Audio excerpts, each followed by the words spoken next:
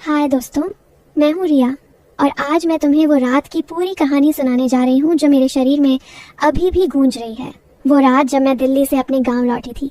अजय के साथ वो मेरा पति जो सॉफ्टवेयर इंजीनियर है हमेशा लैपटॉप में डूबा रहता है, लेकिन उस दिन वो अपने पुराने दोस्त से मिलने निकल गया और रात 11 बजे भी नहीं लौटा। मैं कमरे में अकेली लेटी थी, साड़ी का पल्लू थोड़ा सरक गया था, हवा में गर्मी थी और मेरे शरीर में एक अजीब सी बेचैनी, जैसे कोई अनजाना स्पर्श मांग रहा हो। तभी दरवाजे पर हल्की दस्तक हुई। मैंने सोचा शायद अजय है, लेकिन दरवाजा खुला तो सामने मेरे ससुर जी थे। वो मुस्कुराए, बोले, बेटी तुम्हारा चेहरा देखकर लगता है सफर ने थका दिया है, सिर दर्द तो नहीं हो रहा? मैंने हल्के से हामी भरी। वो कमरे में आए, बिस्तर के किनारे बैठ गए। उनकी आवाज इतनी नरम थी जैसे कोई पुरानी याद छू रही हो। चलो मैं मालिश कर दूं, पुराने जमाने में तो ऐसे ही होता था। कोई शर्म नहीं? मैंने कुछ नहीं कहा, बस पलट गई। उनकी उंगलियां मेरे कंधों पर रखी, धीरे धीरे दबाने लगी। हर दबाव में एक गर्म लहर दौड़ रही थी। दोस्तों, इतनी स्टोरी आपको अच्छी लगी है तो सबसे पहले वीडियो को लाइक करें और चैनल को सब्सक्राइब करें। और जो सब्सक्राइब करेगा उससे मैं रात को कॉल करूंगा, इसलिए जल्दी से चैनल को सब्सक्राइब कर ले। चलिए अब स्टोरी शुरू करते हैं। अरे तुम्हारा कंधा कितना सख्त है, जैसे सालों से किसी ने छुआ ही नहीं। वो हंसते हुए बोले। मैंने आंखें बंद कर ली। उनकी हथेलियां मेरी पीठ पर सरक रही थी। साड़ी का ब्लाउज थोड़ा ऊपर चढ़ गया था। वो बोले, बेटी नीचे तक दर्द है क्या? अगर हो तो बोलो, मैं अच्छे से दबा दूंगा। मेरी सांसें तेज हो गई। मैंने कहा, हाँ थोड़ा नीचे। उनकी उंगलियां मेरी कमर पर पहुंची, धीरे धीरे गोल गोल घुमाने लगी। तुम्हारी कमर तो इतनी नरम है जैसे रेशम। उनकी सांस मेरे कान के पास थी। मैंने खुद को रोकने की कोशिश की, लेकिन शरीर बेकाबू हो रहा था। अब तो पेट भी दबाना पड़ता है। आजकल की लड़कियां इतना काम करती हैं, सब टेंशन पीठ में आ जाता है। उनकी हथेलियां मेरे पेट पर रखी, हल्के हल्के दबाते हुए नीचे की तरफ सरक रही थी। मेरी साड़ी का पल्लू पूरी तरह गिर चुका था।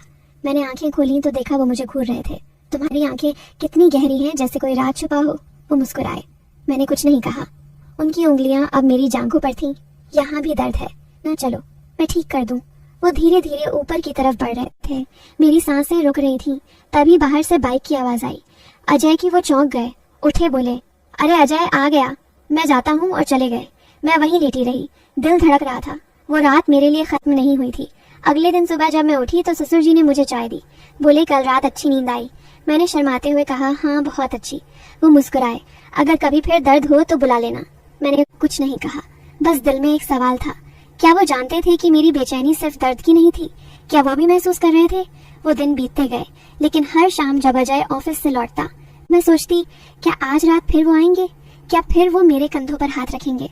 क्या फिर वो मेरी कमर को ऐसे दबाएंगे जैसे कोई गुप्त वादा हो रहा हो? मैंने खुद से कहा, रिया ये गलत है, ये तुम्हारा ससुर है। लेकिन फिर भी जब वो घर में होते, उनकी नजरें मुझ पर टिक जाती तो मेरी सांसें थम जाती। एक शाम मैं किचन में थी, साड़ी का पल्लू मेरे कंधे से सरक रहा था। वो पीछे से आए, बोले, बेटी आज फिर थक गई लगती हो। मैंने मुड़कर देखा, उनकी आंखों में वही गर्माहट थी।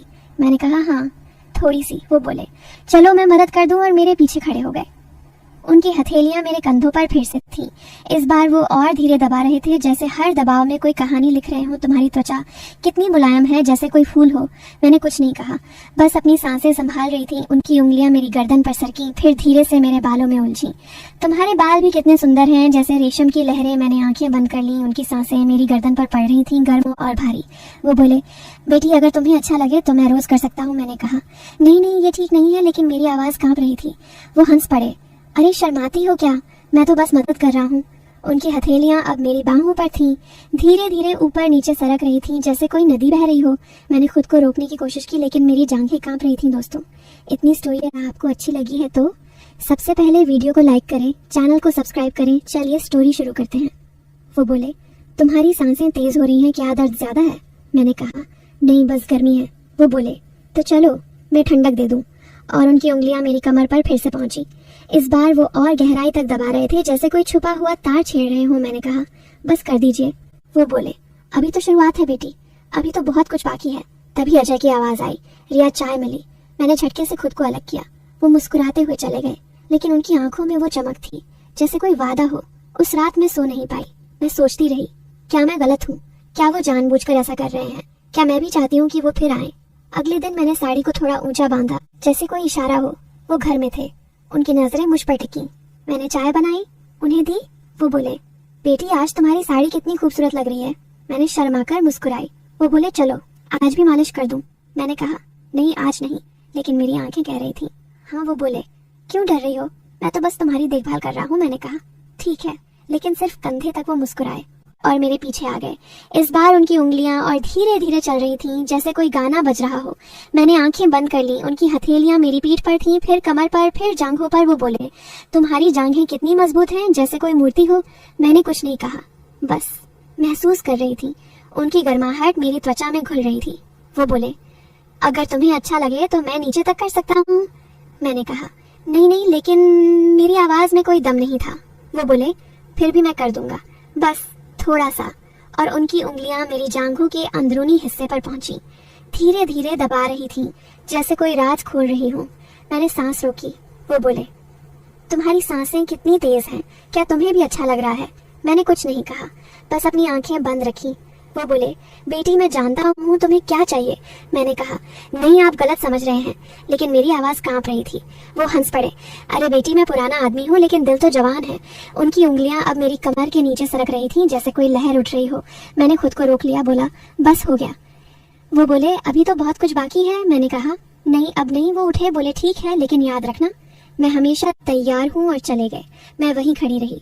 मेरी सांसें अभी भी तेज थीं। मैं सोच रही थी, क्या मैं सच में चाहती हूँ कि वो फिर आए? क्या मैं सच में उनकी उंगलियों को फिर महसूस करना चाहती हूँ? अगले कुछ दिन ऐसे ही बीते। हर बार वो कोई बहाना बनाकर मेरे पास आ जाते, कभी चाय देते, कभी पानी देते, और हर बार उनकी नजरें मेरे शरीर पर टिक जाती।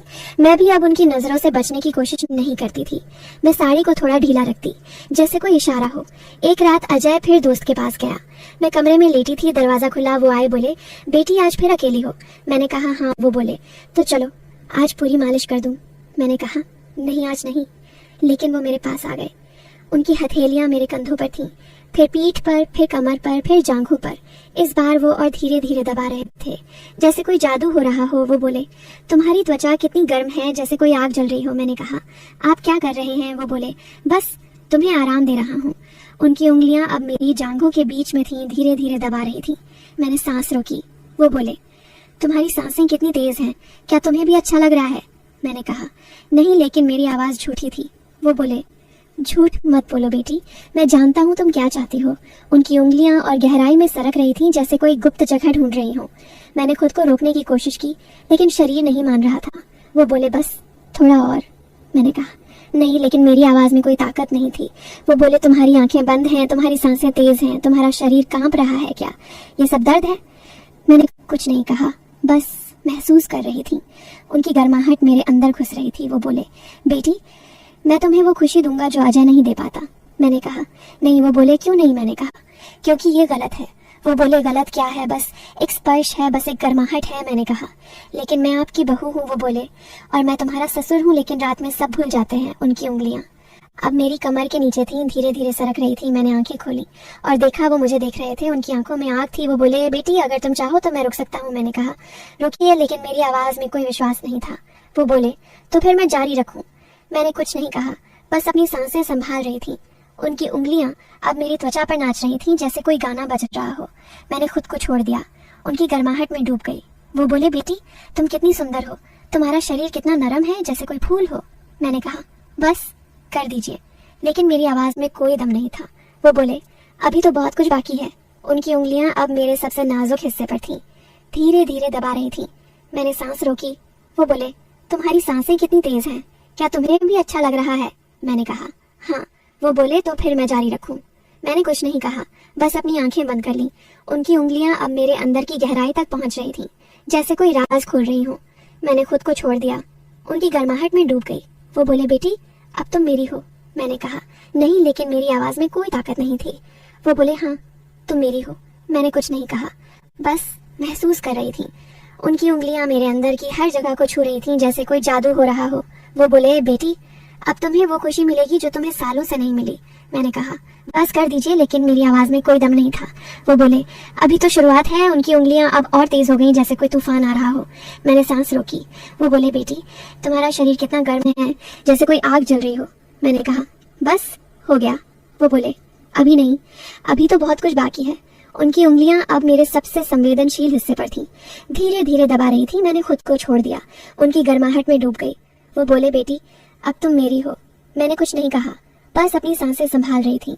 उनकी उंगलियां अब मेरे अंदर की हर जगह को छू रही थी, जैसे कोई गाना बज रहा हो। मैंने खुद को छोड़ दिया, उनकी गर्माहट में डूब गई। वो बोले, बेटी अब तुम्हें वो खुशी मिलेगी जो तुम्हें सालों से नहीं मिली। मैंने कहा, हाँ। वो बोले, तो फिर मैं जारी रखूं? मैंने कुछ नहीं कहा, बस अपनी आंखें बंद कर ली। उनकी उंगलियां अब मेरे अंदर की गहराई तक पहुंच रही थीं, जैसे कोई राज खोल रही हो। मैंने खुद को छोड़ दिया, उनकी गर्माहट में डूब गई। वो बोले, बेटी अब तुम मेरी हो। मैंने कुछ नहीं कहा, बस महसूस कर रही थी।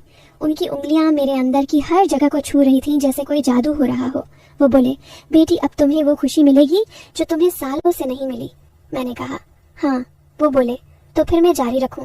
मैंने कुछ नहीं कहा, बस अपनी आंखें बंद कर लीं। उनकी उंगलियां अब मेरे अंदर की गहराई तक पहुंच रही थीं, जैसे कोई राज खोल रही हो। मैंने खुद को छोड़ दिया, उनकी गर्माहट में डूब गई। वो बोले, बेटी अब तुम मेरी हो। मैंने कुछ नहीं कहा, बस महसूस कर रही थी। उनकी उंगलियां मेरे अंदर की हर जगह को छू रही थीं, जैसे कोई जादू हो रहा हो। वो बोले, बेटी अब तुम्हें वो खुशी मिलेगी जो तुम्हें सालों से नहीं मिली। मैंने कहा, हाँ। वो बोले, तो फिर मैं जारी रखूं? मैंने कुछ नहीं कहा, बस अपनी आंखें बंद कर ली। उनकी उंगलियां अब मेरे अंदर की गहराई तक पहुंच रही थीं, जैसे कोई राज खोल रही हो। मैंने खुद को छोड़ दिया, उनकी गर्माहट में डूब गई। वो बोले, बेटी अब तुम मेरी हो। मैंने कुछ नहीं कहा, बस महसूस कर रही थी। उनकी उंगलियां मेरे अंदर की हर जगह को छू रही थीं, जैसे कोई जादू हो रहा हो। वो बोले, बेटी अब तुम्हें वो खुशी मिलेगी जो तुम्हें सालों से नहीं मिली। मैंने कहा, हाँ। वो बोले, तो फिर मैं जारी रखूं? मैंने कुछ नहीं कहा, बस अपनी आंखें बंद कर ली। उनकी उंगलियां अब मेरे अंदर की गहराई तक पहुंच रही थीं, जैसे कोई राज खोल रही हो। मैंने खुद को छोड़ दिया, उनकी गर्माहट में डूब गई। वो बोले, बेटी अब तुम मेरी हो। मैंने कुछ नहीं कहा, बस महसूस कर रही थी। उनकी उंगलियां मेरे अंदर की हर जगह को छू रही थीं, जैसे कोई जादू हो रहा हो। वो बोले, बेटी अब तुम्हें वो खुशी मिलेगी जो तुम्हें सालों से नहीं मिली। मैंने कहा, हाँ। वो बोले, तो फिर मैं जारी रखूं?